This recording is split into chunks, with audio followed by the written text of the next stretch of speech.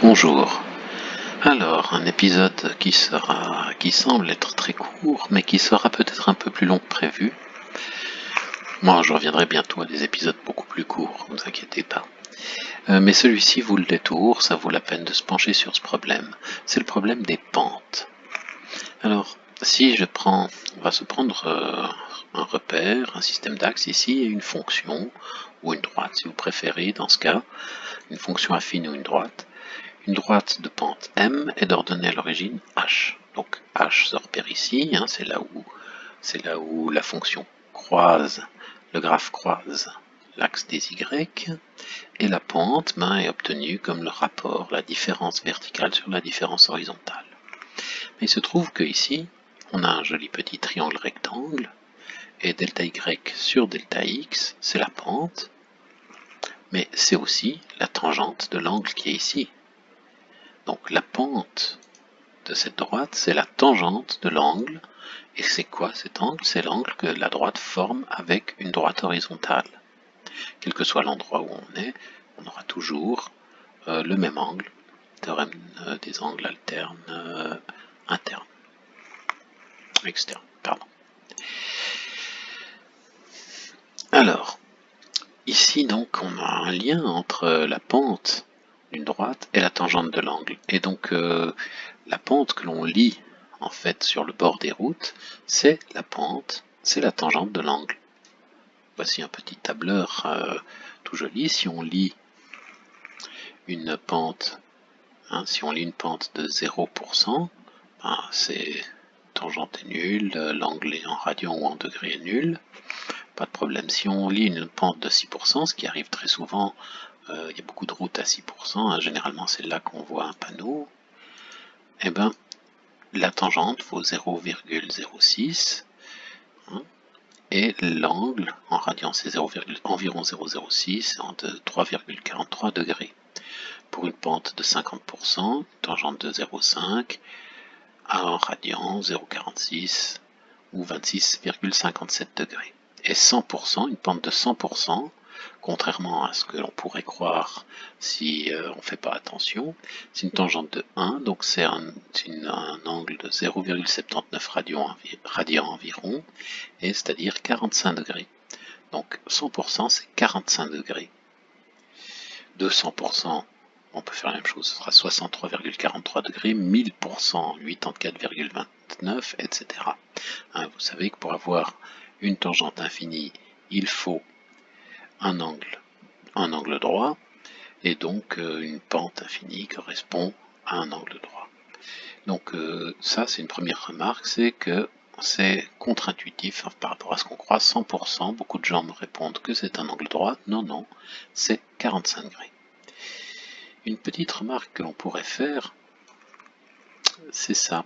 On s'aperçoit que la tangente, en fait, c'est presque la mesure de l'angle en radian. Alors pourquoi ça? En fait, c'est pas tellement la tangente, c'est surtout le sinus. La tangente, c'est sinus sur cosinus, proche de 0, le cosinus vaut à peu près 1. Donc, c'est surtout le sinus qui est proche de sa mesure en radian. Quelque chose qu'on avait déjà remarqué, mais là on voit à l'œuvre. Alors, pourquoi ça? Pourquoi est-ce que le sinus est proche de sa mesure en radian? Regardons, ici on a un joli petit sinus, et en fait, si on regarde la tangente du sinus, la fonction, la droite tangente au graphe du sinus en 0, on s'aperçoit que c'est la droite qui est y égale x en fait. Alors est-ce que ça on peut le démontrer d'une certaine façon? Alors oui, il y a une façon de faire, c'est de prendre deux points. Je prends deux points, un autre point que le point 0, je m'écarte un peu. Là, on appelle ça une séquente, et ces deux points, en fait, si je connais 0 et 0 plus h, je peux calculer la pente de cette droite verte, ici, de cette séquente, et en faisant de sorte que h devienne très très petit, on s'aperçoit que les deux droites, pour finir, sont confondues.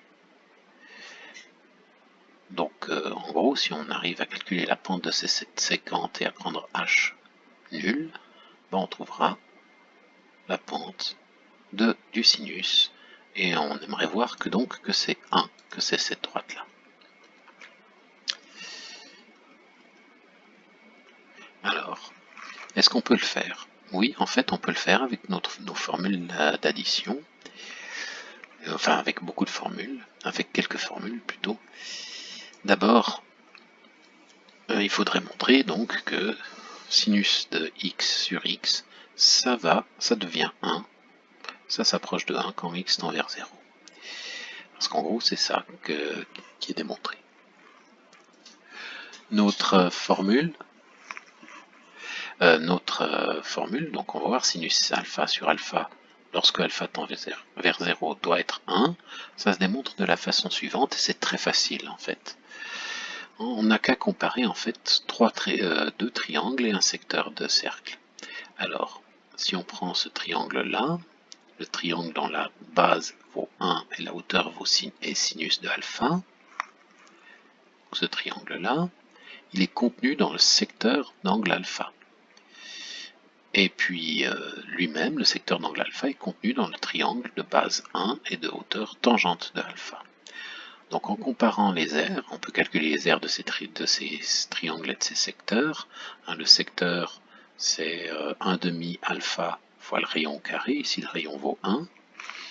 Donc ça nous donne cette formule ici d'encadrement. Le sinus de alpha est plus petit ou égal à alpha, qui est plus petit ou égal à la tangente de alpha. Et la tangente, c'est sinus sur cosinus. Alors en divisant par alpha, le tout, et en multipliant par le cosinus, enfin en divisant par, si je prends ici, je multiplie par cos, je divise par alpha, ou ici je divise directement par alpha, on obtient un encadrement. Cos alpha est plus petit ou égal à sinus de alpha sur alpha, qui est plus petit ou égal à 1. Alors bon, ça c'est valable pour des angles positifs, entre 0 et pi sur 2, sinon pour pas avoir de problème de signe. On s'en débarrassera tout à l'heure des problèmes de signe. Quand alpha s'approche de 0, tout en restant positif, le cosinus il s'approche de 1. Donc cette quantité-là, sinus de alpha sur alpha, est écrasée entre 1 et 1. Donc elle tend vers 1. De plus, le sinus est une fonction impaire, donc maintenant on peut ôter l'hypothèse que alpha est positif, par symétrie en fait, sinus de alpha sur alpha tend vers 1 lorsque alpha tend vers 0. Bien, alors qu'est-ce qui se passe? On peut encore faire quelques constats. D'abord, comment se comporte le cosinus? On sait que le cosinus s'approche de 1, mais il s'approche à quelle vitesse? Quand alpha tend vers 0, il s'approche comment? En fait, en utilisant le fait que 1 moins cos alpha fois 1 plus cos alpha, c'est 1 moins cos carré, c'est sin carré de alpha, on peut montrer donc que 1 moins cos alpha sur alpha, je remplace le moins cos alpha par sin carré sur 1 plus cos alpha, on peut décomposer ça en produit de 3 nombres. D'abord sinus de alpha sur alpha, on sait que ça tend vers 1, sinus de alpha, on sait que ça s'approche de 0, et 1 sur 1 plus cos alpha, ça va s'approcher de 1 sur 1 plus 1, c'est-à-dire 1 demi. Donc ça s'approche de 1 fois 0 fois 1 demi, ça devient 0. Donc 1 moins cos alpha sur alpha, ça devient 0. Donc on voit comment se comportent donc ces fonctions sinus et cosinus autour de 0. Et on peut se demander, mais est-ce qu'on peut faire mieux? Est-ce qu'on peut savoir maintenant ce qui se passe ailleurs?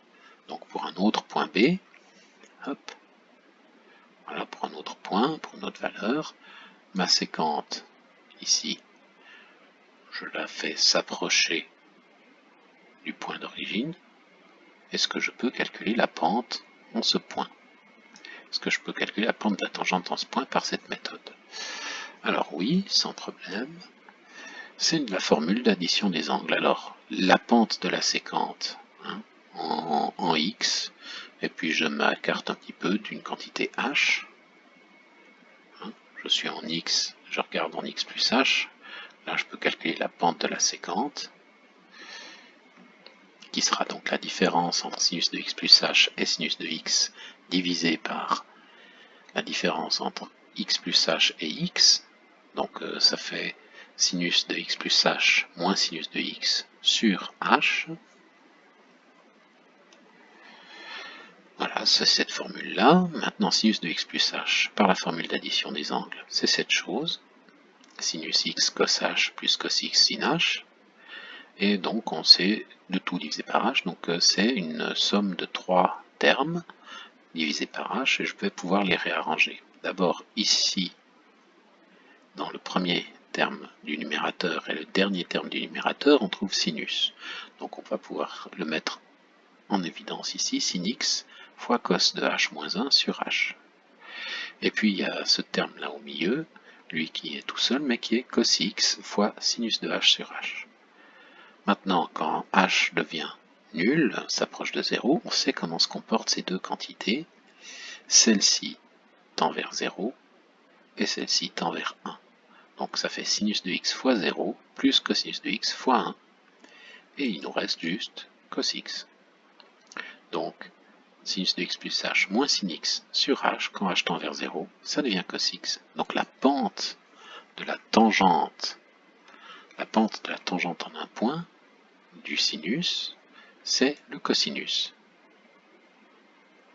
Donc, si j'affiche la pente maintenant, voilà la pente en chaque point, c'est-à-dire, par exemple, si je me mets ici au sommet, là, la tangente est horizontale, et le cosinus vaut 0. Ici, la pente est égale à 1 et le cosinus vaut 1. Ici, la pente vaut moins 1 et le cosinus vaut moins 1.